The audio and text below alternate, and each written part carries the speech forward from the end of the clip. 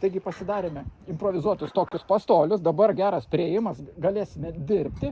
Nuorodą į šio video defektaciją matote čia ekrane arba aprašyme po video.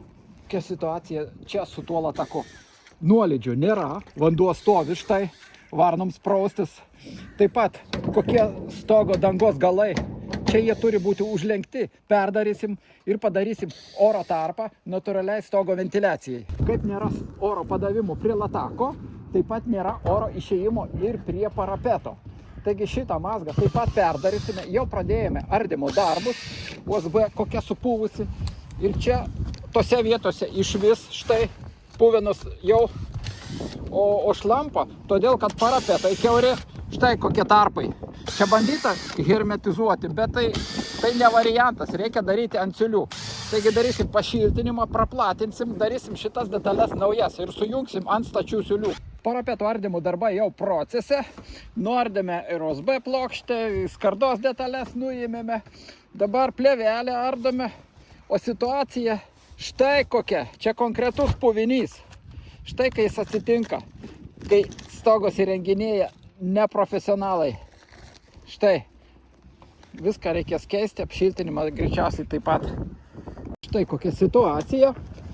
Šitas prie siūlės išpuvęs, čia neišpuvęs, nes čia nesiūlė, nesujungimas parapeto. Čia toliau vėl išpuvė, nes čia sujungimas. Todėl aš visada ir sakau, kad šitos siūlės turi būti stačios. Nelabai kas tiki, galvoja, kad aš išsigalvoju.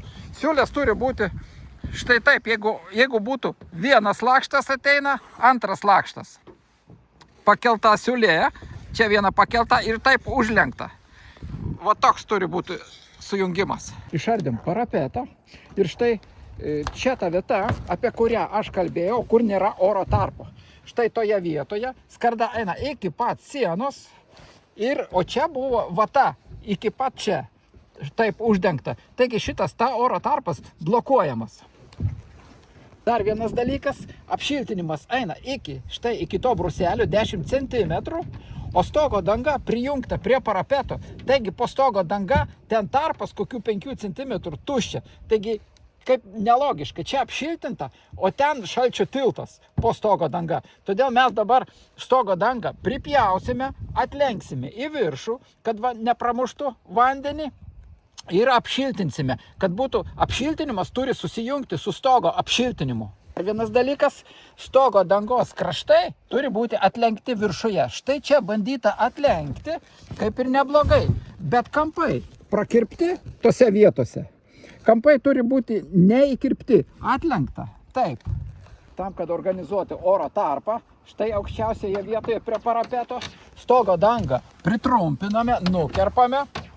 Atlenkėme bortelį į viršų bei kirpimų, kad lietus su vėju nepamuštų vandens. Šiuo atveju krage aukščiausiame taške oras gali išeiti tik per tą vietą, štai čia. Bet ši vieta persidengs su apšiltinamo sluoksniu. Todėl mes gręžiame papildomas skyles oro išėjimui.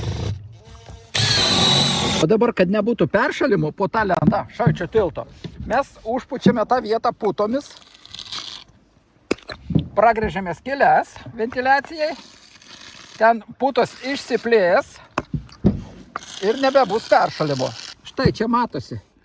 Tas vietas, aišku, kai sustings, išvalysime, kad būtų laisvas oro tarpas. Drėgmės sugadintą vatą keičiame į naują ir montuosime ant viršaus difuzinę plėvelę. Patys pasigaminame lankstinius, išsikirpome štai lakštai, darome šiek tiek platesnius, nes ten perdarėme senelę dėl ventiliacijos.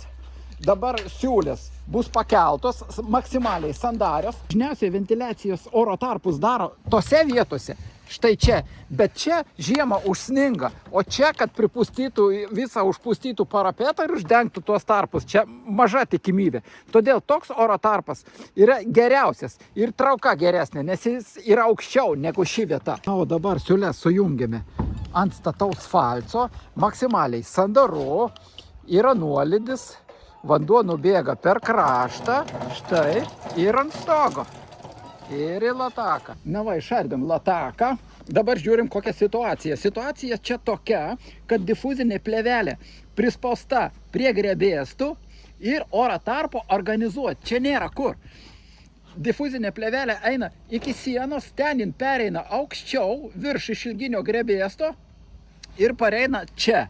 Čia padarė taip, kad gražesnis pakalimas būtų, bet nepagalvoju apie stogo vėdinimą. Jeigu tai būtų danga kokia kita, kuri lengvai išsiardo, bet čia šita danga neišsiardo, nes čia yra dvigubas facas. Jeigu ją pradėti ardyti, tai čia galima sakyti iškart naują dangą, bet niekas nenori čia stogo dangos dabar keisti, tiesiog atstatyti stogo funkcionalumą.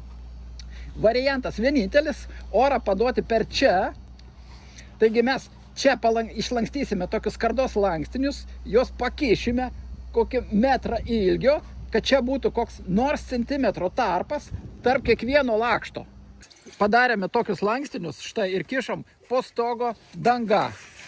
Štai su tokiais išlinkimais, kad organizuoti, padaryti oro tarpą. Užlenkėme dangos kraštus, dabar ir gerai atrodo ir funkcionuoja. Statėme ventiliacinius oro tarpus prie parapeto, dabar oras pakliuvo prie latako, išeina čia, už stogo dangos krašto, eina už šios skardos per šitos tarpus ir per parapeto kepurę, štai išeina čia laukan.